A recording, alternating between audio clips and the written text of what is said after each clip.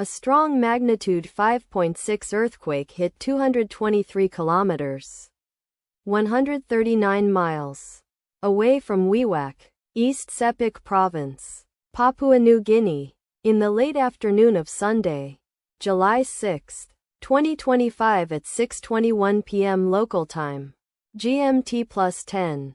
The depth of the quake could not be determined, but is assumed to be shallow. The quake was reported felt by some people near the epicenter. First to report, volcano discovery after 6 minutes. Data source from volcano discovery. Did you feel it? Let us pray. May the earthquake that occurred not affect our brothers and sisters there. May the earthquake not happen again.